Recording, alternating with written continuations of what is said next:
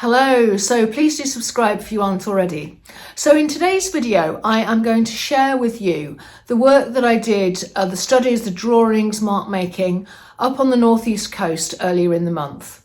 And previously I've shared a video that sort of takes you through or takes you around that wonderful landscape on the coast. And I'll put the link to that in the show notes in case you want to remind yourself of that. But what I want to do today is to share, as I say, the studies I did. And I didn't do a huge number of studies, mainly because the weather was quite appalling after a couple of days. So when I took the video footage that I shared in the previous video, it was wonderful weather, although very cold. And then it got quite a lot wetter and a lot windier. And there was sun, but very intermittently. And so what I'm going to do is share 3 different types of study. I did some work in small sketchbooks. That was mixed media work in a chunky sketchbook from Sea White of Brighton, or in a smaller watercolor sketchbook from Hammer Muley, and that was a colour first approach. So I'm going to share those. And then I did work on A3 cartridge paper. That was a lovely format to work on with these big expansive landscapes, but unfortunately I didn't have that much of that paper with me, so that's a lesson for me really. I just was a bit absent-minded and just put into the wallet what I got rather than making a big stash, which I should have done and which I usually do. And then finally what I'm going to do is I'm going to share a concertina sketchbook. So I'll start with the small sketchbooks. So at the top I've got my watercolour sketchbook, and in fact I'll just put that on the screen on its own so that you can see it fully without this getting in the way. So this is the fishing huts at Skinning Grove, and in fact I do some other studies of these, but this is just a watercolour sketchbook, Hammer Muley, and what I did was colour first. So I put the watercolour down, did it on location, and then I worked in some pastel and some other mixed media, just to give it a sort of a strength and a sort of vibrancy really. And so what was really coming across for me in this was this wonderful texture, obviously the perspective as well, but the textures and colours are really dramatic, and this sort of worn rust and the sort of dilapidated nature of them, the sort of ramshackleness, I guess is the word. So that was that, and that was all I did with the watercolour sketchbook actually. So let me now share with you the ones I did in the small chunky. And I did 2 locations with studies in this book. One was Marsk with the wonderful dunes and the big wonderful expansive beach. And it was quite a blustery day. And I just did several studies actually with ink and pastel mainly. And so there's just a few of them done on the same day looking in different directions. So that's the first one. That's the second one, where there was more of a focus for me on the marron grass, and that's what I was trying to capture there, and the sort of blusteriness of the sort of scene really.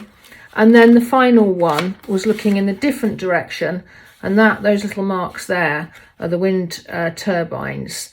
And I think that the soft pastel and the ink work quite well for these types of studies. And then finally, what I did was a study very quickly. These are only taking me 5-10 minutes, by the way. And then this is a study which I did in the rain. Hopefully you can see the splatters and the marks, but it's quite effective. And this was watercolour. And I only had this book with me because I was carrying light and I didn't think I would need the watercolour sketchbook. But I wanted to do watercolour, and I knew that it wasn't a perfect paper, but I knew it would give me some interesting results. And the colours here and the sort of blueness and the bleakness take me back to Robin's Hood Bay actually. So it obviously did have some, sort of, it did work relatively well. Put those small studies into context. This is Marsk with the wonderful sandy beach, a lovely blue sky but very blustery, and you see the dunes there at the side just in the sort of foreground. And then looking across in the other direction, hopefully you can just about see the wind turbines in the background. And this is Hood's Bay, the last small study I shared with you, and hopefully you can imagine and sort of get the connection between the study and this sort of bleak, grey, quite a sort of stark landscape. Before I share with you more of the studies, I'm going to share the larger A3 studies, but this is the place where I did quite a few of them. This is Skinning Grove, and this area here is above the bay, as you can see, in the sea down below, and I park myself to the left to do quite a few of the studies so that I can see the shacks and the bay, and this is where I'm going to stop here, and I'm going to now share the studies with you. Okay, so now let me share with you the A3 sheets I did. I've only got, how many have I got actually? 1, 2, 3, 4, 5 here. But just to sort of share with you what I did. So these first group, 4 of them actually, are all done in Skinning Grove, which is where the huts are. And the images you'll have seen. So this one is the first one, and this is looking down the road and across at the bay, and this sort of line work was where I can see the buildings and the ramshackle huts, and this is obviously the coast and the sea.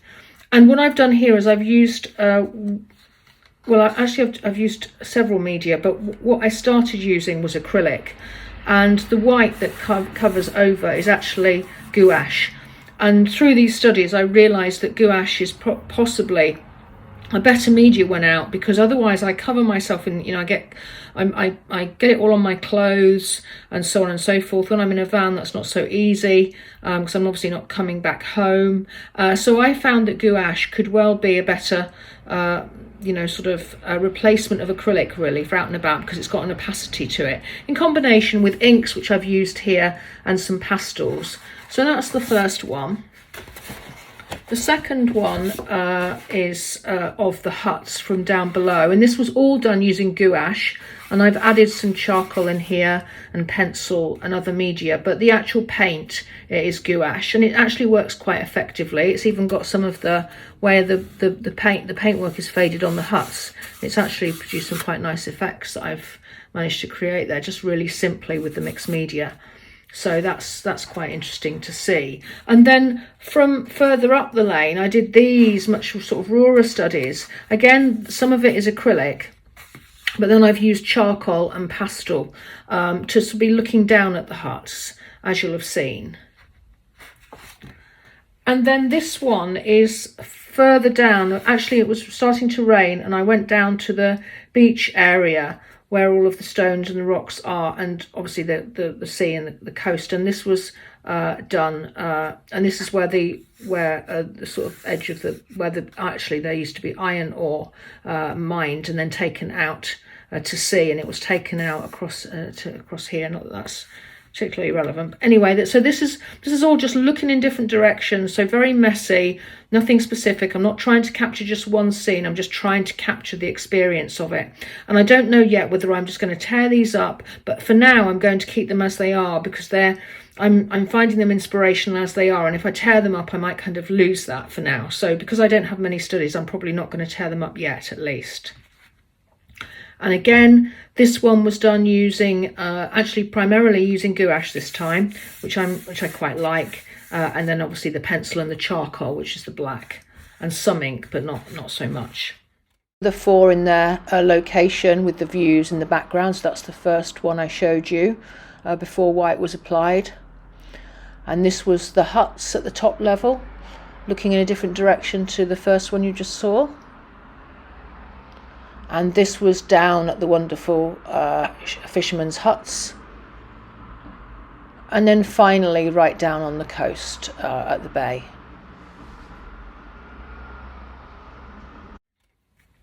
And then finally, this was done at Saltburn, where there's this wonderful pier and there's this tramway system. So this is very quickly done. It was very cold. I'm going to I've shared with you some footage so you can see me out doing it, but you don't see close up. And I was just using inks and gouache again, actually, with some of the oranges is pastel, but quite effective. And I was getting my eye in at this stage. The first studies the previous day had been more tricky because I wasn't used to working like this, or hadn't been for a while. And this was, I was getting my eye in, but of course the weather was turning bad, so I didn't have paper, so I didn't do more of them.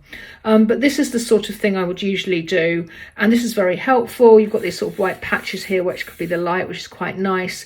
And this will be inspiration probably for other studies in the studio. But I just thought I would share them with you as they are now. This is me out on location at Saltburn by the sea doing the piece of work there. And I have parked myself on a bench because I think it's, especially with it being blustery and quite changeable, it's just easier when you've got something where you can just put your things down. So I'm looking out to sea, looking in all directions. I think my hand looks to me like I'm doing some contour drawing, probably of the stones or the pebbles or something. Now you're going to just see it complete with the pier and everything in the distance. So this is the Sea White of Brighton pocket concertina, so the small concertina, and I'm just going to walk you through it page by page. And what I did was, this pocket concertina has sort of the equivalent to 10 double pages, if you like. This is one of them, and that gives me a square, or gives us a square format. So I did 10 of these individually, and what I did was I took the papers with me. I'd made black and white papers, I'd got newsprint, I'd got coloured papers I created myself, and I had a stash of them, thinking about what I might need in terms of colours and patterns and so on, but just broadly, nothing too specific. And then I created these, and I just used a Pritt stick. And these are very similar to my 100-day project, apart from the fact that the rest of my 100-day project I'm doing small pieces of A6, so they're a sort of a slightly different format. But I decided that for the days that I was away, I wanted to do something that wasn't just a sort of an add-on to my usual sketching. So I did this in this concertina and did these double pages, and so I'm just going to walk you through it. So they were sort of referencing certain things, but nothing too specific. As I said, I did have photos, but I didn't use those to create these. The inspiration for this one was the huts. You might be able to sort of tell. The inspiration for that one is obviously sort of beach and things. So some are more representative than others, and I just went with the flow really with it, and nothing too stressful. These took me about 20 minutes or so, maybe a bit longer each one. It's a fiddle because you make a display, you sort of lay them out and then you have to stick them down, and that sometimes isn't the same as how you had them originally. That's my favourite one for some reason. I like the simplicity of that one, but it also says to me coastal, and it's using receipts and paper that had fish and chips with it. So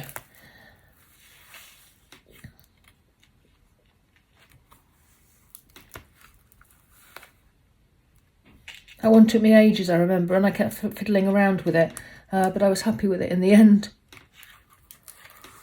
And the final one is referencing the beach huts at Saltburn.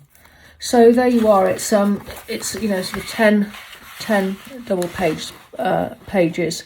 So that's all quite nice, and very useful in terms of thinking about composition and sizes of elements and patterns and what fits together. So a bit of a design conundrum as well, but great fun. So these are all of the studies that I did, and this was the very first time I was up there drawing. So although they are going to form the basis or the start point for a new body of work about the coast and the coastal environment, this first trip was really about noticing what I was noticing, and almost a sort of a pre-trip so that when I next go, I'm really aware of where I want to focus my attention. And this is the value of doing lots of different studies. You get quite a lot of different angles and you don't miss things. So thanks very much for watching. Please do like and subscribe if you aren't already. And as ever, I love to hear your comments, and I'll catch you next time. Thanks a lot. Bye-bye.